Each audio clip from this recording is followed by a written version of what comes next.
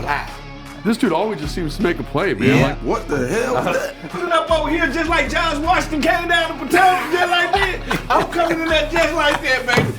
Commanders family, the offseason is in full swing, and our front office has been making moves. We'll highlight some of the new names for our coaching staff. Then, Logan and the fellas jump into the film room to take a look at one of the most high-powered offenses in the NFL.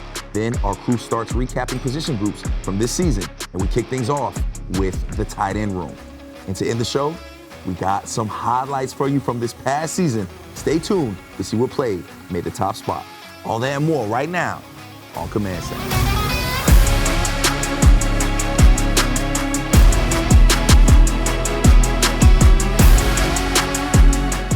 Welcome into Command Center, right here from the Big Bear AI Command Center studio. I'm your host, Brian Coble Jr., here with Santana Moss, Fred Smoot, and Logan Paulson. Fellas, it has been a busy offseason so far for our Commanders. Yep. We are making hiring moves. Just last week, we talked about David Blau becoming our offensive coordinator. Now he's adding to it. Got a new quarterbacks coach in DJ Williams. Former Falcons quarterback coach, was also a Falcons assistant quarterback coach. But most importantly, Doug Williams' son, the legend Doug Williams' son, will be here and be the quarterback coach for Jaden Daniels. Tanner, when you heard the news, how excited were you? I think it's great just knowing, where that lineage, come from, and then, far as us getting the ball rolling, I'm so happy just seeing that we're making the moves, making the right moves so we can get this offseason started. I was very excited. I got a chance to meet DJ about 2 years ago, talked to him on the field when we played against the Falcons. I kind of knew his background. Didn't know he was so tall when I first met him. 6'6". He was like 6'6", so he'd have been around a lot of football, so he got a lot to lend, he got a lot to give, and hey, he part of the family anyway. So now, welcome home, my friend. And Logan, Fred mentioned he's been around a lot of football. Yeah. He got to be a part of the Drew Brees era with the Saints. That kind of pedigree is a big deal. I was going to say, you're talking about him being Doug's son, being the most important thing. The fact that he was near Sean Payton and Drew Brees, and then Kirk Cousins, man. We know what kind of pro those guys are like. And so I think understanding how good offense, when I think about top offense in the NFL, I think about the New Orleans offense under Sean Payton. And again, having Kirk Cousins, having that experience of Drew Brees, like seeing what it looks like when the top of the top are doing it correctly, I think that's going to be huge to get that experience in here. And another thing that's going to be huge is our offensive line this year. It is every year. The guys in the trenches, those guys that smell like bacon, they have themselves a new offensive line coach in Darnell Stapleton. Now, this is a promotion for Darnell. He's been around the building. Logan, talk about this hire real quick. Yeah, I mean, I think when you hear people talk about Coach Stapleton, it's really interesting because they say he has a really good knack for developing talent. When you see him with the guys on the sideline in practice, he has a good way of communicating with them. The guys respond really well to him. So I think this kind of felt like it was a natural progression for him. Now, I think the interesting thing is, like, does he become now the run game coordinator and take a larger role in that? I think that's going to be the next interesting kind of domino to fall in this offensive staff. Like you said, communication. I think that's the number one thing when it comes to coaching. Can you communicate what I need to do and how I need to do it? And I think that's where he comes in at. And just relationships that's already built in that room. They understand that they can go talk to him also. And once you got a two-way street when it comes to coaching, that takes you to the next level. That was one of the first things that I was thinking about, like, who are they going to replace the one that we just lost? Because I feel like that offensive line did a great job these past few years, and so it's great knowing that we have somebody that been here, that these guys are continuity. You know what I mean? A guy that's been here, a guy that they trust. Our Commanders, Dan Quinn and company, have been getting busy with the new hires. Let's take a look at the full list of our new hires so far this offseason. First, we have David Blau. He was promoted to offensive coordinator. That's usually the first domino to fall, fellas. Then, Coach DJ Williams will be our quarterbacks coach. And again, Darnell Stapleton promoted to offensive line coach. Now, let's send it to a member of our crew, Bran Weinstein, for more on these hires. This is Mission Ready,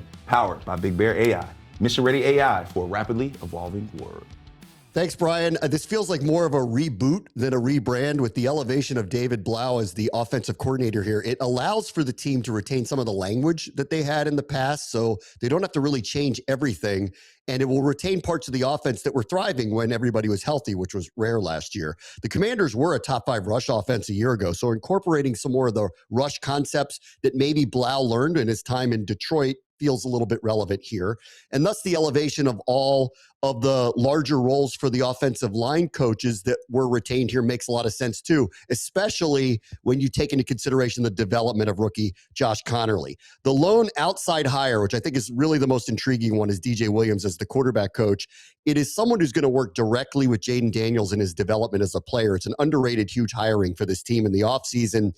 Can he and the rest of the staff bring to life Jaden becoming more of an extend play to pass quarterback than a scramble quarterback? I think that's something they're all looking for. I think it's the goal. And of course, having the legendary last name of Williams doesn't hurt as well. As we send it back to you.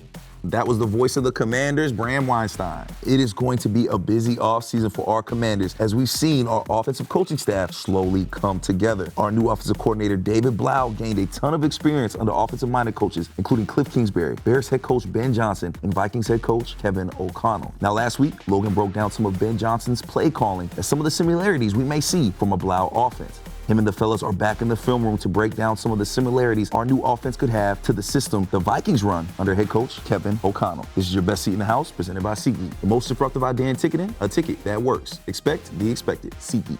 Thanks, BC. All right, this is going to be part 2 of breaking down David Blau, right? So he obviously had a big influence from Ben Johnson. Kevin O'Connell was a big influence for him as well. And so one of the things I like about Kevin O'Connell's offense, using motion to help kind of ensure that first read is open. Yes. So let's take a look at this. We're going to get a little bit of motion across with Justin Jefferson. They're going to run a CO concept, Tana. They're running out by number 1, corner by number 2, and they're going to cap it off with a little bit of a drive concept. So shallow and a basic. Everybody in the league runs this concept, but this motion, Fred, I think puts the defense in a little bit of a bind, right? Yes, it because does. when we motion to a stack, which is what this is right here, this little stack formation, they have to kind of play leverages. I'm kind of play in and out. So I'm going to take the first thing out. I'm going to take the first thing coming in. And again, when they both break out, it really puts his coverage in a tough spot. Well, it also weakens the point. I used to compress this, and once he comes over in motion. When you say compress it, you mean press it, right? Press it, like as a corner. I can press it, but when I see him coming, I have to edge back. And if you see this gives him a clean release off the ball. It gives him a clean release. And 10, I always think about like leverage, and Kyle used to talk about leverage all the time, right? So we're going to get this out. This is dead, right? But if I'm Addison here, I have great leverage on this route in terms of running this corner because this defender is attacking me from outside. And can you talk about why that's so important? I think why it's so important also, too, is just knowing that, like you said, they're trying to create you have that guy open. So when you know that you have the leverage, you can't be too long on that outbreak. You got to make sure you know you have the guy beaten already. So you take him upfield a little bit and know that as soon as you put that foot in the ground, that ball should be pinned on you. I'm losing by leverage alone right now. From that inside corner, from the time he comes off of that ball, I have already lost this. I'm already chasing. That's one of the things I love, too, about, like, offensive coordinators that do things like this. They're making that receiver know that, look, I'm not making this hard for you. Just do what you're designed to do, and you shall be open. That's exactly right. It's a little bit of a wrinkle, right? You could line up in a stack, but if you line up in a stack, right? I can come up with a plan. We can get that communicated, right? So they're smart guys, right? Defenses are smart. And so look at this. It doesn't need to be, everyone thinks good offense needs to be complicated offense. Here is the exact same play, except motioning across. Fred, we're going to short motion to the same side. We're going to run basically the same concept. We're going to run a high corner and a speed out, okay? But watch the communication. You just said this, Fred. Watch these two guys here. These two defenders. Watch, one of them says, I'm going to lock it, and the other guy doesn't get the message. So watch, number 24 here says, I'm locking this, and the other guy doesn't get the message. And so now we have a guy with bad leverage again, Tana. Not knowing where to go. Running out breaking route. So it's really just kind of a heat check for the defense. Like, hey, are you on your P's and Q's? Because if you're not, man, we get these easy completions on these outs, right? Because leverage is bad. And folks fail to realize, we talk about this all season long, when your DBs are seeing things like this of this nature, it's simple. They done this in their sleep. But it's a matter of inches and timing, and that's what it was about right there. Inches and timing. This guy was right there, but by him having that leverage, creating this mesh, he was just too late. And just that little hesitation. Yeah, and you see that? I think that's a great point, Fred. Like this guy, he's not like, they're not on the same page. They're not. And again, like Tana was saying, like they've seen this concept. Everybody runs it. But we just put a little bit of window dressing on it, and we're in a good spot. That's all it is. And so the other thing, too, is like they do this on simple concepts. They do it on complicated concepts as well. And so here we're going to get the same type of thing. We're going to motion Justin Jefferson across. He's going to get in a bunch. The thing I want to point out here is watch how he motions to the outside spot. so the number 1 spot, but on the route, he becomes the second receiver. And watch how they, again, bust this communication. So we're going to motion across, and we're going to run a little post corner here. But see, I become number 1, right, Tana? Yes. But then as on the release, I now become number 2. Yes. And who has number 2? Probably this dude right here, but he has no idea who number 2 is. Who's number 2 or who's number 1? He don't know who to match. Right. And so then this is the best receiver in football. Yeah. He did not do anything to get open here. It literally was just in a bunch, change the release pattern, and that's how we get the first receiver open in a concept at a high level, right, guys? Yeah. And the crazy thing about it is that inside cornerback, all right, the number check is this. From the snap of the ball, the number check is he's number 1, he's number 2. When he comes out and comes inside, he meshes him up from the door. He don't have a clue who's number 1, who's number 2. So in that situation, if I'm a cornerback, I just want to get depth. Yeah. Just get depth and just get get you depth, right. and I find out who to come play. But look at my man here, though. Like, this is how you know it's a bad deal, because like when he starts doing like this and just looking around, I don't know. I got no job to do. He has no idea what's going on. It's never too complicated. It's just one of those situations where the OC saying, you know what, let's see, can you think and play football. Think on the go. That's exactly right. So again, this is what Kevin O'Connell brings. Yeah. The motions to get the number 1 receiver open. Next, we're going to look at Cliff Kingsbury and what his influence is going to bring to this David Blau offense. Blah. Shout out to the fellas for breaking it down in the film room. No former tight end knows more about the X's and O's than our guy, Logan Paulson. And speaking of tight ends, senior staff writer Zach Selby is recapping the 2025 season position by position. This week, it's all about the tight ends. You can visit commanders.com for the full article. And one of our tight ends, John Bates, has become a staple of the Commanders offense after re-signing with Washington last offseason. Bates has made a name for himself as one of the best blocking tight ends in the NFL, in addition to putting up 100 receiving yards and a touchdown in 2025. Earlier this season, some members of our crew had the chance to catch up with Commanders tight end John Bates. Let's check it out. This is your can't miss moment presented by FanDuel. Make every moment more with FanDuel, an official partner of the Washington Commanders. How has the journey been? Because I remember talking to you, and you were just saying, you were straight up with us. You was like, man, I'm just trying to find my way. I'm trying to find my way that, what can I do for this team at this position? How has that been for you? Right. It's been a really cool process for me just because, kind of came in, and as a rookie, I had Logan Thomas, and then Ricky Seals-Jones was here. And so I was just a rookie trying to make the team essentially, right, and do whatever I could to find a way on the field, whether it was special teams or blocking or whatever. And, just after a lot of hard work, and I think consistency has been the biggest thing for me, just being able to show up every single day, be consistent off and on the field, and just show that I can be a reliable guy that, I can go out there and do my job at a high level and get it done. And then when I also get my opportunities, in the pass game, that, I'm a person that can be relied on. And so, it's been a lot of hard work and just keeping my head down. And that's kind of the mindset I've, even to this day, having a new contract and stuff, it's all fun and games. But at the end of the day, you still have to go out and prove your worth every day. And so, my mindset is someone's always trying to take your job. And the second you get too comfortable in the NFL it stands for not for long. It's the day that your career starts to end. And so I've just kind of always taken a progressive mindset and just trying to every single year, what can I get better at? How can I improve here? And just try to be the most, well-rounded tight end I can be. Always great hearing from our blocking tight end Bates. Now here's a look at our top tight end performers from this past season per Pro Football Focus. You see Zach Ertz got it done all season long, was a major contributor for us. Then our pass blocker, John Bates, and then Ben Sinnott coming in with some run blocking numbers right there. A great tight end room to have. Can't wait to see how that develops in the future. Now Logan, we know you have more on this tight end room, so let's dive into this position breakdown.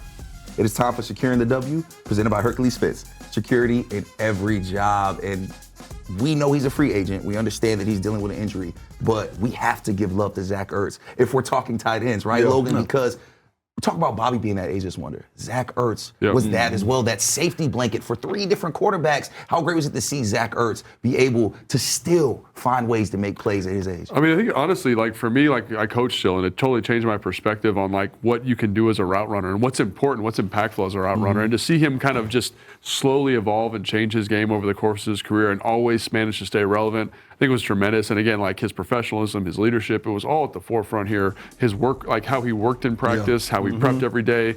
And so just having that around, a guy that could be a future Hall of Famer, like it's invaluable. And again, we don't know what's going to happen, but man, it was such a blessing to have him here while we had him. And Tanner, we don't know what's going to happen, but what we did see with Zach Ertz is what leadership in that room could do, what that could do for the rest of this team. How important is that leadership that a guy like Zach Ertz brings into that room? I think it's huge, man. I've always said to myself, one of the things that I noticed when I got in the league, when I was over there in New York with the Jets, we had a lot of those guys around.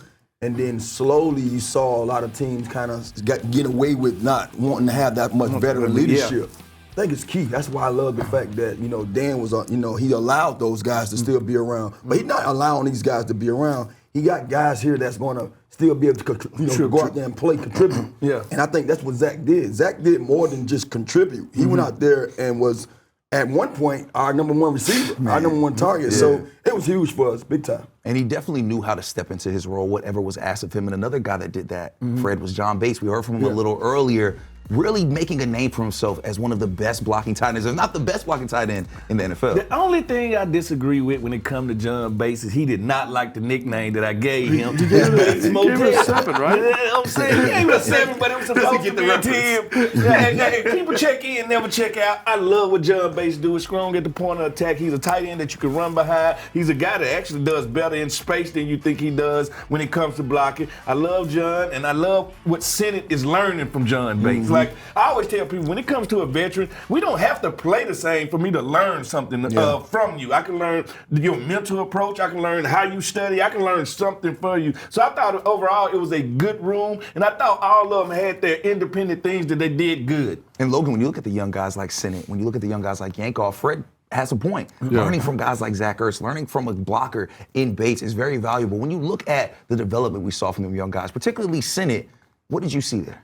I mean, I think you saw a guy that just got more comfortable. Like early on in his career, I think the thing that stood out to me was that he just didn't seem like he understood some of the nuance in the run game. He was trying to process some of the nuance in coverage. And again, when you're coming from college and you're a freak athlete the way he is, like you're able to overcome a lot of that lack of like kind of study with just physical prowess. And so I think you saw him understand, like learn from Bates, like Fred was saying, and like learn the professionalism from Ertz. And again, he talked about that a ton this year in terms of his ability to improve. And you saw him used in more dynamic ways in the run surface this year, which was pretty impressive. And also, sometimes that thing just takes time. You know what I mean? I mean, we're so enamored with guys getting here and being instantly ready. Yeah, sometimes it takes a year or two, and I think it's great that we was able to see a little bit of him, this year when we needed to, because now it's like that door's open. Like, okay, now's your chance. You know what I mean? Now's your chance to show everybody what you're here for. But I was one of those guys that kind of impatient also, because you heard so many guys like, well, he did this in college, he did that. Yeah. But when you have a tight end in Ertz doing what he did,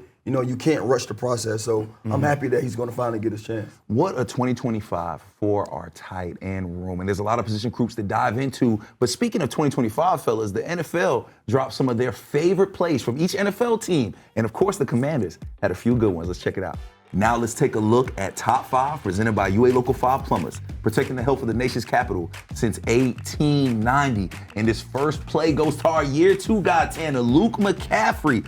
50-yard dime from our guy, Jaden Daniels. This is one of those plays here, man, that you can say, I have finally arrived. We saw Luke do some great things, special teams-wise. He caught a couple passes, being on the offense, but this right here was showing the world and the offense itself that, hey, you can count on me. A huge season for Luke McCaffrey, especially for his confidence. And somebody that never seems to need help with his confidence, Jeremy McNichols, is always ready when his number is called, and was ready right here, Logan, for this 60-yard touchdown run. This dude always just seems to make a play, man. Like he just the rumbling, bumbling, stumbling in there for 6, man. And anytime we need a third down, he was the guy. What an awesome run from this player who's been around the league for quite a while. Our running back by committee was so impressive this year. Felt like they were in the top 5 in the NFL each and every week. And a big part of that was our rookie 7th rounder, Bill Krosky-Mary. Y'all remember him making his name known on Netflix on Christmas Day with his 72-yard touchdown run, Fred.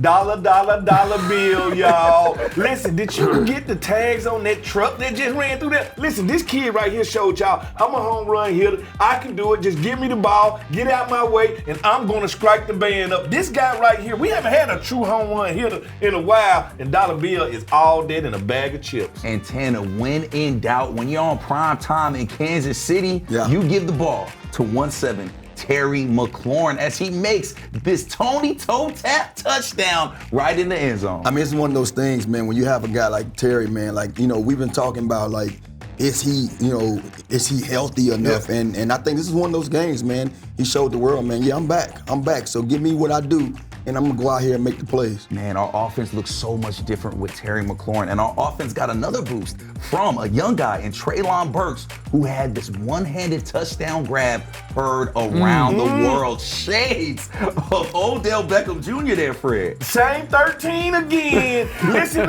when they say, Mama, there go that man, there go that man with one hand. And don't forget this, the middle finger on that one hand was broken at that time. Right there, young man, killed. Right there, that's what I like. Tan, I gotta get your words on this too, because, bro, what a catch by a receiver really trying to make a name for himself. I mean, he's one of those guys, man. He has the radius, tall guy, put it up there. Like I said before, when we talked about this during the year, like it amazed me just knowing that he broke that finger on that same hand weeks before. Man, our wide receivers were getting busy. It didn't matter what quarterback was in the room or starting at the time. Let's take a look at our winning numbers, brought to you by the Maryland Lottery. Please play responsibly. And these winning numbers are our Commanders' offensive leaders in 2025. Wide receiver Deebo Samuel Sr. came as a wide receiver too, but really was our wide receiver one for the majority of the season with 727 receiving yards and 5 receiving touchdowns. Terry McLaurin appeared in 10 games, got himself 3 touchdowns.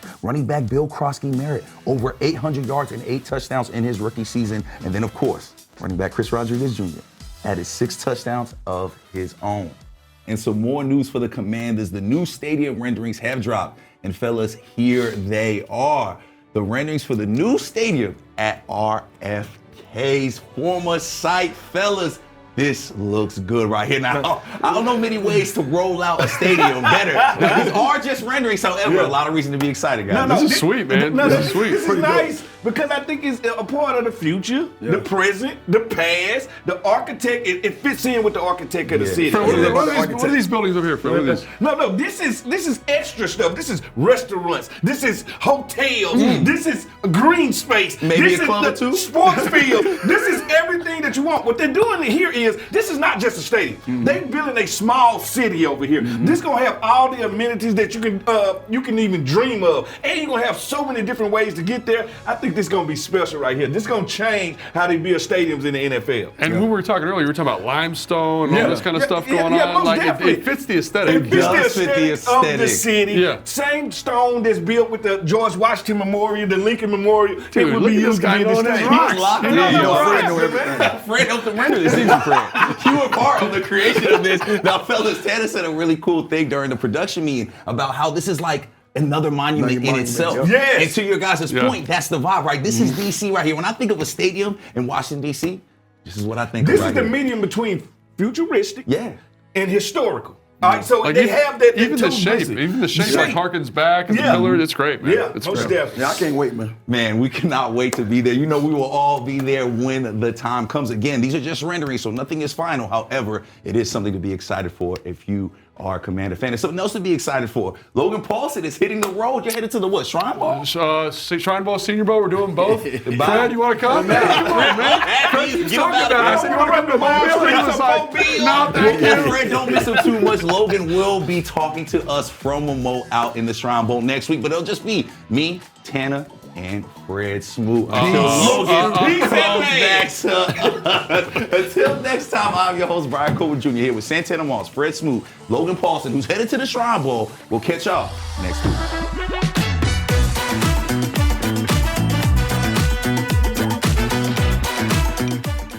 Command Center was filmed at Big Bear AI Command Center Studio. Big Bear AI offers mission-ready AI for a rapidly evolving world, proudly protecting the Washington Commanders and its fans.